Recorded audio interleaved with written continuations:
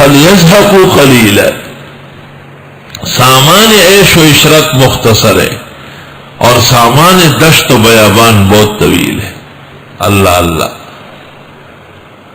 اللہ، مرا در منزل جانا امن و عیش جو ہر دم، اس دنیا میں کیا کوئی خوش ہوگا؟ مرا در منزل جانا امن و عیش جو ہر دم، جرس فریاد می دارد کہ بربندی محملہ، گھنٹی بج رہی ہے کہ جلدی کرو جلدی کرو، بس سفر قریب ہے۔ اللہ، فَلْيَضْحَكُوا قَلِيلًا، ہنسے تھوڑا، وَلْيَبْكُوا كَثِيرًا، روئے زیادہ۔ صوفیاء کہتے ہیں جو جتنا ہنسے گا اس سے زیادہ روئے گا، تو ہنسنا کم کر لے۔ اس لیے لوگ دعا پڑھتے ہیں، اللہم انی اعوذ بک من الضحک وما یترتب علی الضحک، خدایا ہنسنے سے اور ہنسنے کی سزا سے محفوظ فرما۔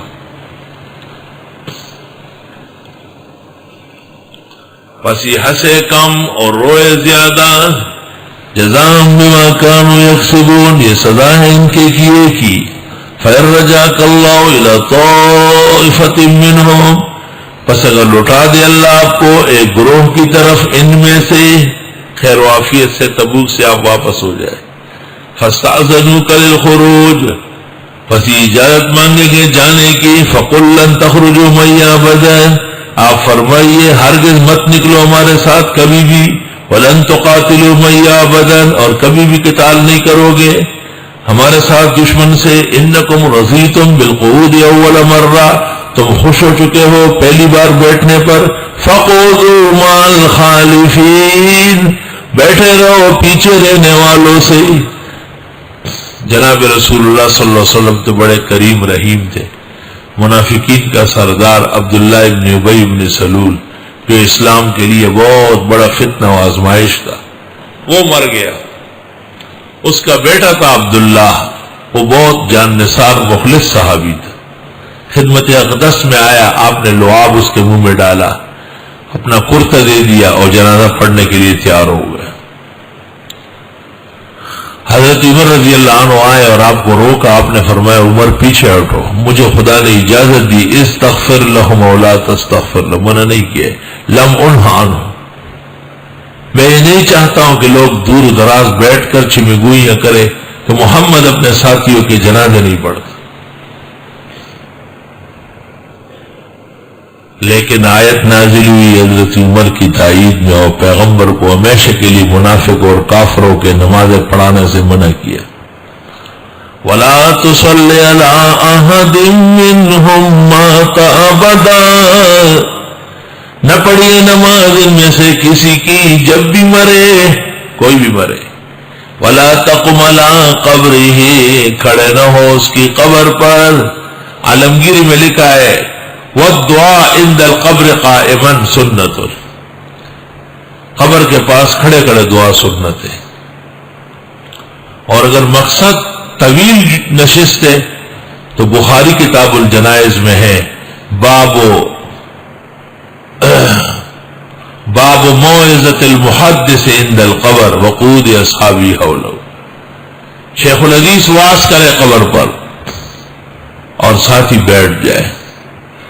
قاضی خان میں ہے جب تک جنازہ رکھا نہیں گیا قبرستان میں کھڑے ہونا، بیٹھنا مکروہ ہے، جب جنازہ رکھ لیا جائے پھر کھڑے رہنا مکروہ ہے۔ آج کل رواج بنا ہوا ہے لوگ کھڑے رہتے اخیر تک، یہ عالم کے ساتھ نہ ہونے یا عالم کے دین سے ناواقف ہونے کی نشانی ہے۔ قبرستان میں ان کو کہو جگہ جگہ بیٹھ جاؤ، قبر تیار ہو جائے، دائیں بائیں اول آخر بقرہ پڑھواؤ اور پھر دو چار مؤثر باتیں کر لو قبر پر، سنت ادا ہو جائے گی۔ قبرستان میں قبر پر تدفین کے بعد واعظ اور نصیحت سنت طریقہ ہے۔ عالمگیری میں لکھا ہے کہ لوگ روانہ ہونے سے پہلے سب مل کر ایک قرآن ختم کریں قبر پر، پھر دعا کر کے چلے۔ علماء لکھتے ہیں یہ واعظ نصیحت اصل میں قرآن کے ثواب کا قائم مقام ہے۔ واز نصیحت و تلاوت جو ہو جائے تو پھر کہتے ہیں خدا اس کا ثواب اس مردے کو عطا فرما. لیکن یہ اس وقت جب مسلمان مرا، اگر بدعتی اور کوئی منافق لعنتی تو قرآن میں نبی عربی کو رحمت للعالمین کو سختی سے منع کیا.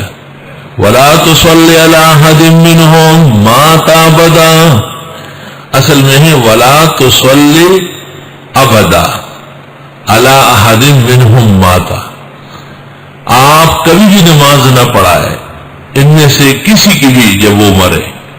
وَلَا تَقُمْ عَلَىٰ قَبْرِهِ، اور کھڑے نہ ہو اس کی قبر پر. مردان میں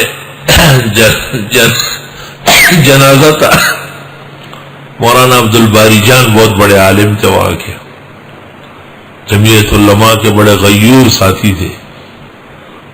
وہ جنازے میں آگے کھڑے تھے. نواب صاحب نواب اکبر خان رحمت اللہ علیہ خود جنازے میں موجود تھے. اچانک کسی نے پوچھا مولانا عبد الباری جان سے کہ یہ جنازہ مسلمانوں کا ہے یا کافروں کا ہے؟ نہیں، یہ تو مسلمانوں کا ہے. کہ یہ مرزائی کھڑے ہیں، یہ کیسے شریک ہے؟ نواب صاحب تپوسو کو یہ سوچتا پا کہ کیا ہوگا نا عبد الحمید خان نے دا حقوق کا دینے دیکھو سے بدا مخ مغا داس دا سے حکم دا پلار جنازہ خار میں خنزیر حوزہ دلتا نا. سچ مچ نواب تھے. کان سے پکڑ کے سب کے سامنے ایک دو چانٹے کس کے رکھے. کب باپ کا جنازہ مردار کرنے لعنتی نکلو یہاں سے، جب تم مرزائی ہو تو مسلمان کا جنازہ کیوں پڑھتے ہو؟ اس وجہ سے مردان میں قادیانیوں کی بے بنیاد نکل گئی تھی نواب صاحب کے اس چانٹے کی برکت سے وقت پر. اللہ،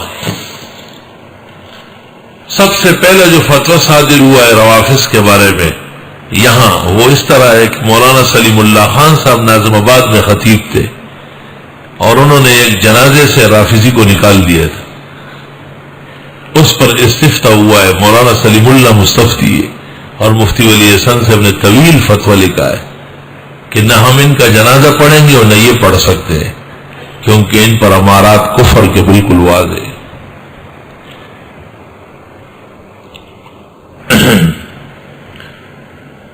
وَلَا تُصَلِّ عَلَىٰ أَحَدٍ، جنازے کی نماز نہ پڑھا ان میں سے کسی کی، منہم، ان میں منافقوں میں، منہم چل رہا ہے، منہم ہے. ماتا، جب وہ مرے، ابداً، وَلَا تُصَلِّ ابداً، وَلَا تَقُمْ عَلَىٰ قَبْرِهِ، کھڑے بھی نہ ہو اس کی قبر پر.